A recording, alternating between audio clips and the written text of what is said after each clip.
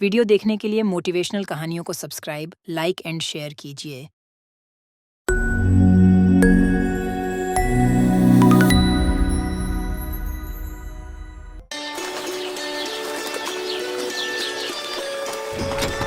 उदयपुर में रहने वाला ज्ञानचंद बहुत ज्ञानी आदमी था। एक दिन ज्ञानचंद अपनी पत्नी से बोला, बहुत दिनों से मोहन की कोई खबर नहीं मिली है। मैं कल सुबह उससे मिलने उसके गांव के लिए निकल जाऊंगा। आज सुबह सुबह मेरी बाईं आंख फड़क रही थी जी, आप कहीं मत जाइए। तुम तो जानती हो भाग्यवान, मोहन का हमारे सिवाय कौन है। जाते हुए ऐसे टोका टोकी नहीं करते। तुम जाकर तैयारी करो मेरे जाने की। ठीक है, मैं आपके जाने की तैयारी कर देती हूँ। ज्ञानचंद का मित्र मोहन बचपन से ही गूंगा और एक पैर से अपाहिज था। ज्ञानचंद सुबह जल्दी उठकर अपने मित्र से मिलने निकल पड़ता है। रास्ते में उसे एक आदमी मिलता है जो शरीर से काफी तंदुरुस्त था। वो आदमी ज्ञानचंद के पास आया। भाई, आप कौन हैं और कहाँ जा रहे हैं? मेरा नाम ज्ञानचंद है और मैं अपने मित्र के घर संभाजी नगर जा रहा हूँ। मेरा नाम महाकाल है, मुझे भी उसी तरफ जाना है। क्या मैं भी आपके साथ चल सकता हूँ? मुझे ठीक से रास्ता पता नहीं है। बिल्कुल चलिए, अच्छा ही होगा। हम दोनों अगर साथ साथ चलेंगे तो समय भी जल्दी कट जाएगा। महाकाल, ये कैसा नाम है? बड़ा अजीब सा नाम है, महाकाल। खैर, मुझे क्या करना है। लेकिन उसने महाकाल से कुछ भी नहीं पूछा और दोनों धीरे धीरे रास्ते पर आगे बढ़ने लगे। तभी बीच में एक छोटा सा गांव आया। भाई ज्ञानचंद, तुम आगे बढ़ो। मुझे इस गांव में किसी को एक संदेश देना है। मैं बस संदेश देकर तुम्हें मिलता हूँ। ठीक है, मैं एक काम करता हूँ, आगे उस कुएं पर थोड़ी देर आराम कर लेता हूँ। तब तक तुम संदेश देकर वापस आ जाओ। हाँ बिल्कुल भाई, आप आराम करिए। मैं यूं गया और आया। ज्ञानचंद कुएं के पास बैठकर पानी पी रहा था। तभी उस गांव में शोर उठा कि एक बाज ने किसी आदमी के प्राण ले लिए। और तभी महाकाल वापस आता है। चलो मित्र, आगे चलते हैं। बहुत काम अभी बाकी है ना? हाँ हाँ भाई, चलो। तुमने संदेश बहुत जल्दी पहुंचा दिया। हाँ, मुझे जिस आदमी से मिलना था वो मुझे पास ही में मिल गया और मैं उसे संदेश देकर तुरंत लौट आया। चलो अब अपनी यात्रा शुरू करते हैं। मित्र, रात होने वाली है और पूरा दिन चलकर हम बहुत थक भी गए हैं। क्यों ना हम रात इसी मंदिर में रुक जाएं और यहीं आराम कर लें? तुम सही कह रहे हो, हम यहीं रुक जाते हैं और आराम कर लेते हैं और इसी बहाने से प्रभु के दर्शन भी कर लेंगे। भूख भी बहुत लगी है, इसलिए भोजन कर लेंगे और थोड़ा विश्राम करके सुबह जल्दी ही आगे की यात्रा के लिए निकल पड़ेंगे। ठीक है, हम यहीं रुक जाते हैं। मुझे इस गांव में किसी का सामान देना है, देकर आता हूं। तुम भोजन करो, मैं आकर खा लूंगा। लेकिन मित्र, साथ में भोजन करते हैं ना? अरे मित्र, बस मैं काम निपटा कर अभी आया, आप भोजन करो। अरे आग लग गई भैया, अरे पूरे गांव में आग लग गई, लगता है कुछ नहीं बचेगा। ये महाकाल जहां भी जाता है वहां किसी न किसी तरह की अनहोनी हो जाती है। तभी महाकाल वापस आता है, लेकिन वो महाकाल से कुछ नहीं पूछता और दोनों सो गए। और सुबह जल्दी उठकर दोनों आगे की यात्रा पर निकल पड़े। कुछ देर बाद फिर से एक दूसरा गांव आया। मित्र, तुम थोड़ा विश्राम करो, मुझे इस गांव में कुछ काम है। मैं तुमसे आकर मिलता हूँ। अरे भैया, अरे मधुसूदन को सांप ने डस लिया। अरे भैया, उसकी मृत्यु हो गई है। तभी महाकाल वापस आ जाता है। मित्र, मैं तुमसे कुछ पूछना चाहता हूँ, अगर तुम्हारी अनुमति हो तो। हाँ बोलो, क्या बात है मित्र? मन में जो भी शंका है उसे दूर कर लो। तुम जिस गांव में भी जाते हो, तुम्हारे जाते ही वहां कुछ न कुछ अनहोनी क्यों हो जाती है? क्या तुम मुझे बता सकते हो कि ऐसा क्यों हो रहा है? ज्ञानचंद, आप मुझे बड़े ज्ञानी लग रहे थे, इसलिए मैं आपके साथ यात्रा करने के लिए निकला था, क्योंकि मैंने सुना है ज्ञानियों का साथ हमेशा अच्छा होता है। क्या सचमुच आप अभी तक नहीं समझे कि मैं कौन हूं? मैं समझ तो चुका हूं, लेकिन कुछ शंका है। यदि आप अपना सही परिचय दें तो मेरे लिए आसानी होगी।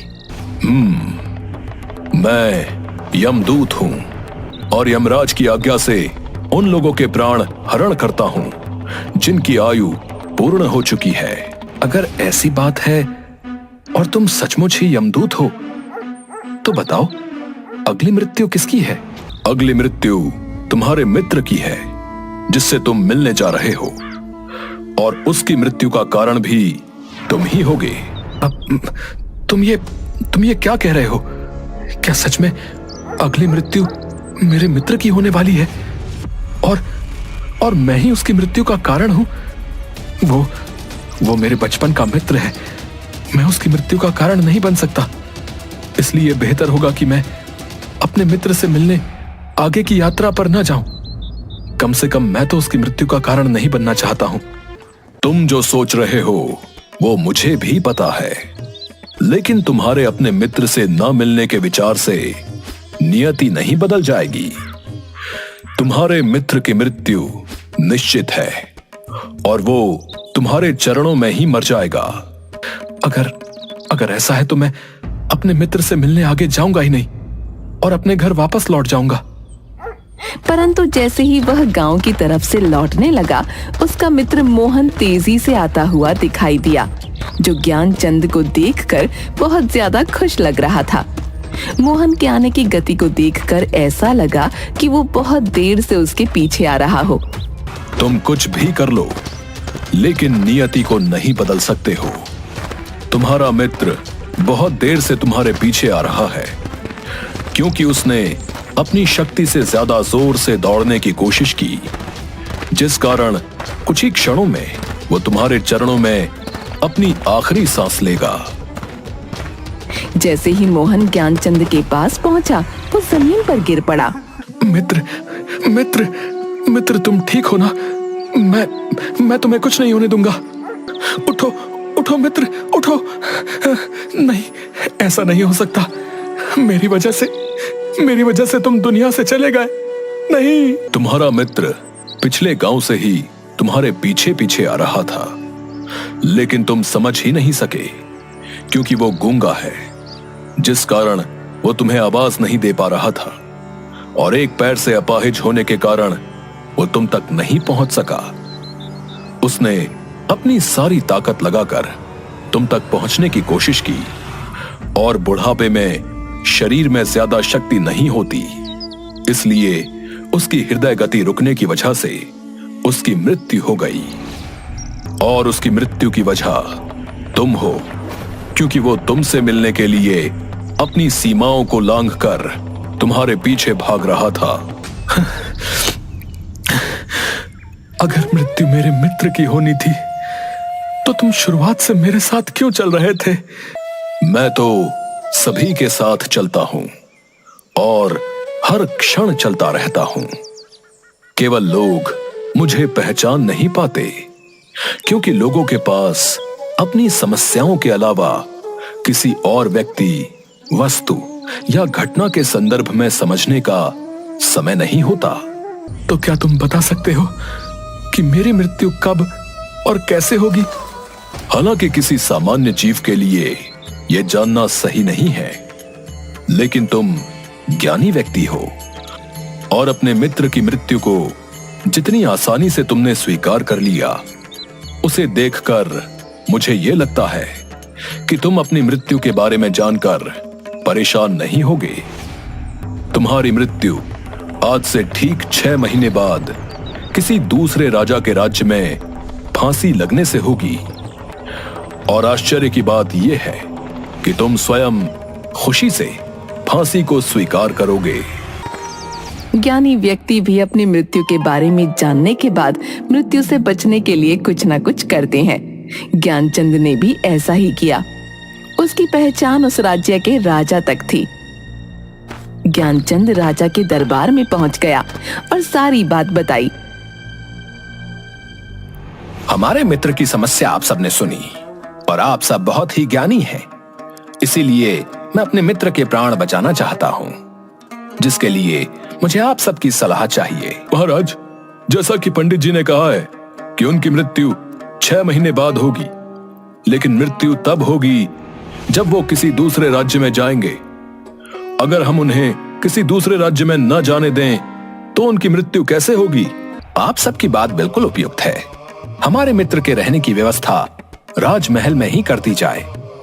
वो अपनी मर्जी से राजमहल से बाहर आ जा सकते हैं और जिससे भी मिलना चाहें मिल सकते हैं, लेकिन बिना हमारी अनुमति के उनके कक्ष में कोई प्रवेश नहीं करेगा और ना ही कोई उनसे मिलेगा। मृत्यु से एक दिन पहले। कल तो मेरी मृत्यु का दिन है। आज रात को मैं जल्दी सो जाता हूं ताकि ये काली रात और कल का दिन जल्दी ही निकल जाए। ज्ञानचंद को नींद में चलने की बीमारी थी और वह स्वयं इसके बारे में जानता नहीं था, इसलिए उसने राजा या किसी से भी इस बीमारी के बारे में बात नहीं की थी। नींद में चलने की बीमारी का दौरा अक्सर उस समय पड़ता जब व्यक्ति को नींद अच्छे से न आ रही हो। उस रात ज्ञानचंद को नींद में चलने का दौरा पड़ा। वो राजा के महल से निकलकर ज्ञानचंद दूसरे राज्य की सीमा में चला गया और उस राज्य के राजा के कक्ष में जाकर रानी के दूसरी तरफ सो गया। सुबह राजा ने देखा, कौन है ये नामुराद जिसने हमारी राज रानी के साथ और हमारी शान और शौकत में ये गुस्ताखी की है? इस गुस्ताख को तुरंत गिरफ्तार कर लो और दरबार में पेश करो। माफी महाराज, माफी महाराज। मुझे खुद नहीं पता कि मैं आपके राज्य में कैसे आया, और राज्य में तो छोड़ दीजिए, आपके कक्ष में कैसे आया मैं खुद नहीं जानता। तुम झूठ बोल रहे हो, सच सच बताओ। तुम कोई जासूस तो नहीं हो? महाराज, मैं सच कह रहा हूं, मैं कोई जासूस नहीं। राजा तो पहले ही क्रोधित था और ज्ञानचंद की बातें सुनकर और क्रोधित हो गया। तुम्हारा अपराध अक्षम्य है। सैनिकों, इस दुष्ट को फांसी पर चढ़ा दिया जाए। महाराज, महाराज, मैं नहीं जानता कि मैं यहाँ कैसे पहुंच गया और आपके किसी पहरेदार ने मुझे रोका क्यों नहीं, लेकिन मैं इतना जानता हूं कि आज मेरी मृत्यु होने वाली है और होने जा रही है। तुम्हें कैसे पता कि आज तुम्हारी मृत्यु होनी थी? क्या कहना चाहते हो तुम? महाराज, मेरा क्या, किसी भी सामान्य व्यक्ति का इतना साहस कैसे हो सकता है कि वो राजा की उपस्थिति में राजा के कक्ष में रानी के बगल में सो जाए? ये तो सरासर आत्महत्या होगी। मैं दूसरे राज्य से इस राज्य में आत्महत्या करने क्यों आऊंगा? अगर तुम्हें यह पता है तो तुम हमारे कक्ष में क्यों आए? महाराज, मैं आपको सारी बातें सच सच बताता हूं और पिछले 6 महीने में हुई सारी बात बताता हूं।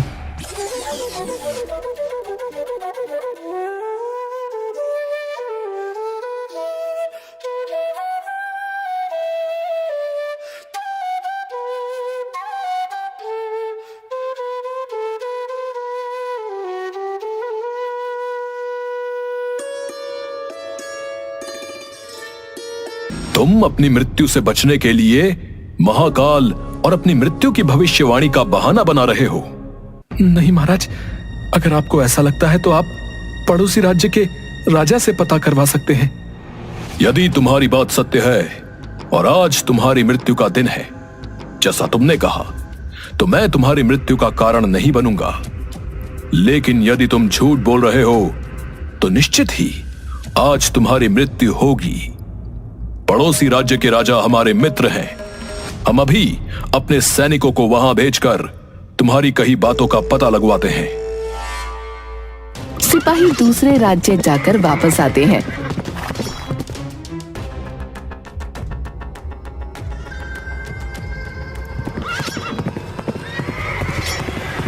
महाराज, ज्ञानचंद जो कह रहा है वो सही कह रहा है।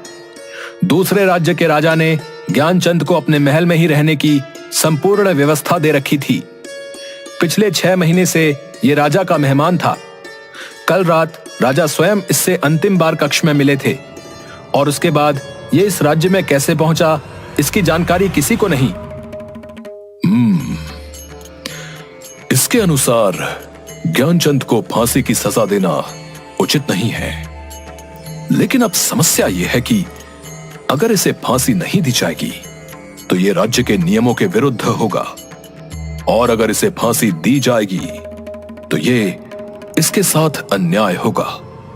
महाराज, ज्ञानचंद को कच्चे सूत के एक धागे से फांसी लगवा दें, जिससे आपके वचन का मान रहेगा, और कच्चे सूत के धागे से लगी फांसी से ज्ञानचंद की मृत्यु भी नहीं होगी महाराज। हमें आपकी सलाह उपयुक्त लग रही है। ज्ञानचंद को कच्चे सूत के एक धागे से फांसी पर लटका दिया जाए। महाराज, महाराज आपकी जय हो और आपके न्याय की भी जय हो। मैं आपके न्याय से बहुत खुश हूं। मुझे पूरा विश्वास है कि कच्चे सूत के धागे से मेरी मृत्यु नहीं होगी। मैं खुशी खुशी आपकी दी हुई इस फांसी की सजा को स्वीकार करता हूं महाराज। जैसे ही ज्ञानचंद को फांसी दी गई, कच्चे सूत का धागा टूट गया, लेकिन टूटने से पहले उसने अपना काम कर दिया।